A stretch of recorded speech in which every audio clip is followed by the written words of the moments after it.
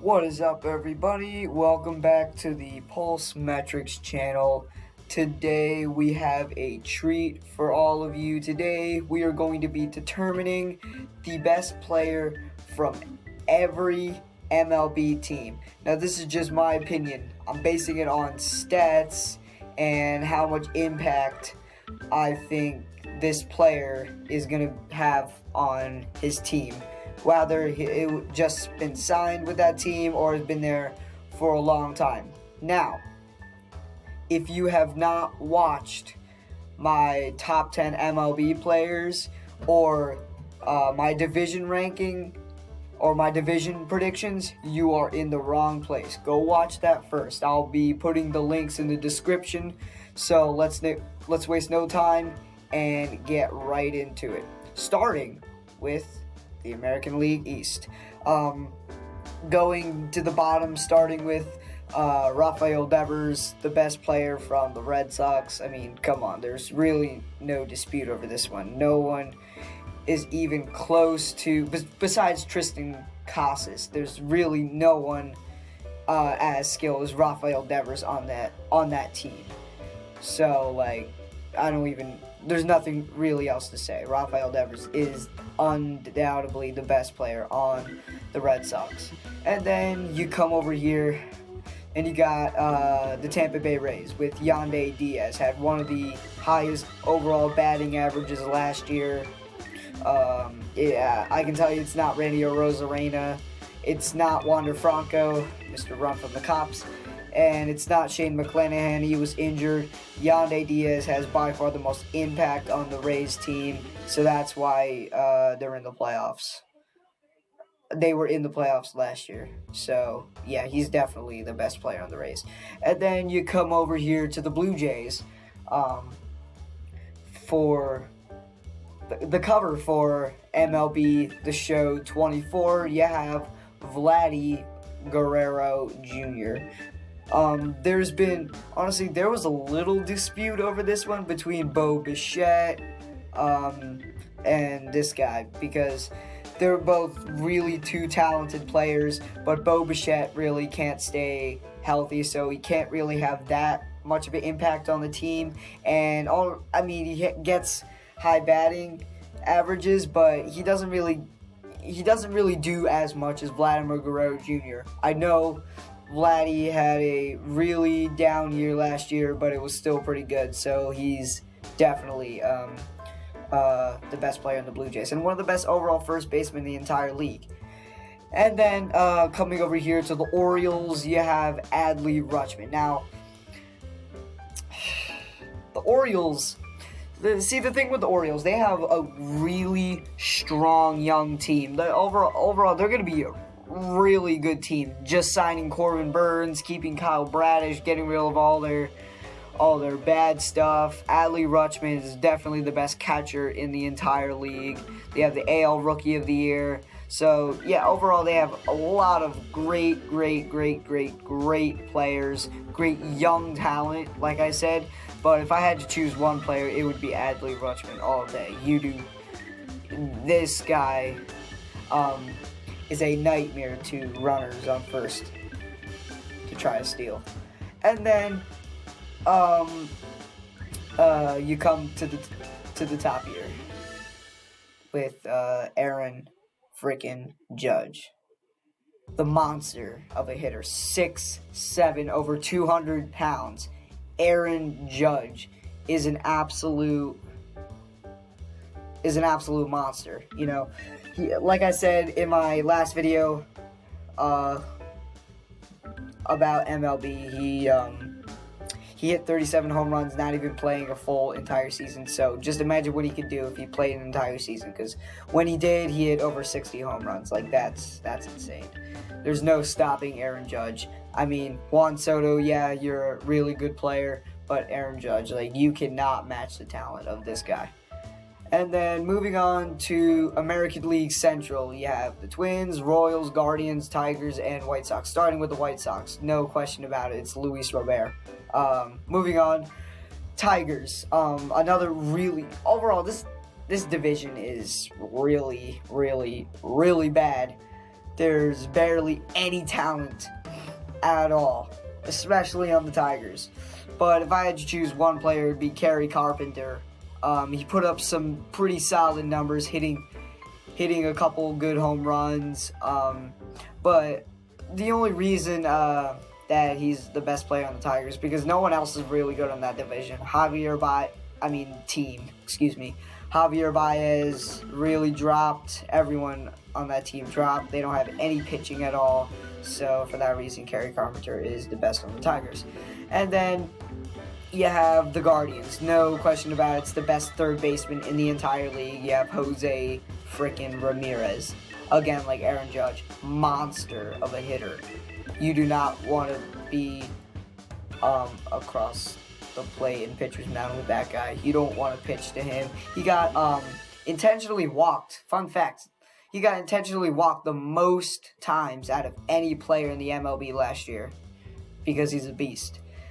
And then moving up here to the Royals, no question about it. Again, you have Bobby Witt Jr. Probably going to carry the Royals to the playoffs for the first time in God knows how long. So, yeah, again, there's really nothing else to say. And then, And then coming up here, the first pitcher, you have Pablo Lopez from the Twins. Had over 200 strikeouts and finishing top 5 in Cy Young voting. Losing Sonny Gray is really going to hurt their rotation.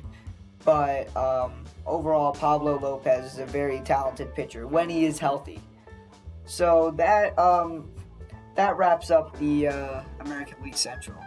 Then moving on to American League West, you have the Astros, Rangers, Mariners, Angels, and Athletics. It's really a three-way tie between these teams. These two teams are garbage, like the Athletics. Esteury Ruiz, Mr. Steals 60 bases. His hitting is not too good, but when he does hit and get on base, he's an absolute speed demon. So, yeah, he's definitely the best player in the Athletics. And then on the Angels, no question, it's Mike Trout. Even when he isn't healthy, it's still Mike Trout. He still puts up good numbers, only because no one else on that team is even close to his talent. So, yeah, he's definitely the best player in the Angels. No question. And then you come over here to the Mariners. Again, no question. A lot of these are unanimous. You have Julio Rodriguez, like I said, the next Ken Griffey Jr. Again, great bat, great glove, former Rookie of the Year, just overall an insane player, and he's definitely the future of the MLB. And then you come up to the Rangers, the best shortstop in the entire league. You have Corey Seager, World Series MVP, great on the glove, great at the plate. Overall, the Rangers have a lot of great talent, but Corey Seager he's just overall a leader on that team, you know? So, for that reason, Corey Seager is definitely the best player on the Rangers. And then you come up to the Astros, who seem to be the division winners every year. I don't know how, because they don't have as talented as a roster as they once did. But overall, Yordan Alvarez definitely a one-man show. Because, I mean, you also have Kyle Tucker, Alex Bregman, Jose Altuve, but they don't have the power or size or hitting ability like Yordan Alvarez does. Definitely one of the best DHs and the best player on the Astros. And then we're moving on to the National League. You have Braves, Phillies, Mets, Marlins, and Nationals. Starting with the Nationals, or should I say the Washington Walgreens, you have Lane Thomas, the leader in every stat on that team, because the Nationals, honestly, they're a young team. They got some potential, but overall, they don't do anything each offseason. So they're definitely in last, and Lane Thomas is no question the number one player. And then you have the Marlins with Luis Ariz, top batting average guy last year. He gets you hits. I mean, he only hits for contact. He doesn't hit for power as much. He only hit like 10 home runs last year. But overall, no one else in the Marlins are really that good. So Luis Arraez, no doubt about it, the best player on the Marlins. And then you have the Mets coming over here. Again, doing nothing in the offseason, but still having some good talent. Kodai Senga, Pete Alonso, Brandon Nimmo. You know, you got some potential there with Kodai Senga being a young, great pitcher. But Francisco Lindor has been doing it for way too long, and yeah, he's the best player on the Mets. It was kind of tough between him and Pete Alonso, but I ended up going to Francisco Lindor because of the impact he has on the Mets and his great defense, great hitting, and everything. He hit 30 homers and 30 stolen bases at the same time. And then coming over here to the Phillies, you have Bryce Harper. The most electrifying player in the entire MLB.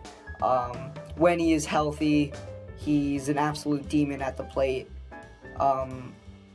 You know, he still bats .293 even though he doesn't play a full season. Still hits 21 home runs, 900 OPS. And so, yeah, Bryce Harper, definitely the team leader. No question about it. And then you come up to the Braves, the best player in the MLB. Yeah, Ronald Acuna Jr. Nothing else to say. By far the most impressive season I've ever seen. And then you have the National League Central. First you got the Pirates. O'Neal Cruz. Andrew McCutchen is getting old, so you need a good young prospect like O'Neal Cruz. He was injured all last season, so we didn't get to see him. But yeah, when he is healthy, he is a really good young player, and so that's why he's the best player on the Pirates. And then coming over to the Cubs, since Cody Bellinger left, you got Justin Steele. Great young pitcher, definitely top 10 in my opinion, definitely top 10 or top 5 in Cy Young voting. So there you go. And then you got the Reds. Again, like, this division's pretty bad, so I'm just going to speed through this one so we can get to the next division, which is absolutely stacked. The Reds, you got TJ Friedl. Again, not a lot of talent on the Reds, but they somehow managed to get even third, which is surprising. So, like, yeah, there's nothing else to say. And then you got the Cardinals with Nolan Arenado. Very, very disappointing last year. They were by far one of the worst teams in the entire league, coming in like 4th or 5th. They were a 4th or 5th team last year, but adding Sonny Gray to that really weak Cardinals rotation is going to help them. But Nolan Arenado is definitely the leader of that team. Whenever you think of fielding, you think of Nolan Arenado. And then you got the Brewers. I know some people are going to be mad at this, that it's not Christian Yelich, but hey, William Contreras, second best catcher in the entire league. You know, bye-bye Corbin Burns. You know, they don't need you anymore. They still got a bunch of great pitching, so William Contreras is the best player in the entire league. Entire Brewers organization. And then you have the best division to talk about, the most stacked division. Well, not team-wise, but player-wise.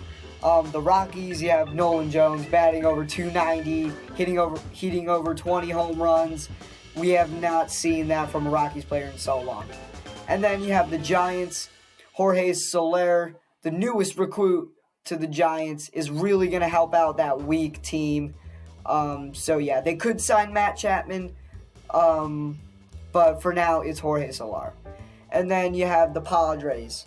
Manny Machado. Losing Blake Snell and Juan Soto is going to hurt them for a little bit. So Manny Machado is going to have to step up. And right now, based on his stats, he's the best player on the Padres. And then you got the Diamondbacks. Corbin Carroll. Defending National League Rookie of the Year. Well, he's not going to defend it since he's not a rookie anymore. But speed, hitting, fielding, he does it all. Corbin Carroll is definitely one of the best. And then you have Dodgers Shohei Ohtani, one of the most alien-like players we have ever seen. Yeah, Shohei Ohtani is definitely the second best player in the entire league. No question about it. And then that is going to wrap it up, ladies and gentlemen. Make sure to subscribe for more. I'll see y'all next time.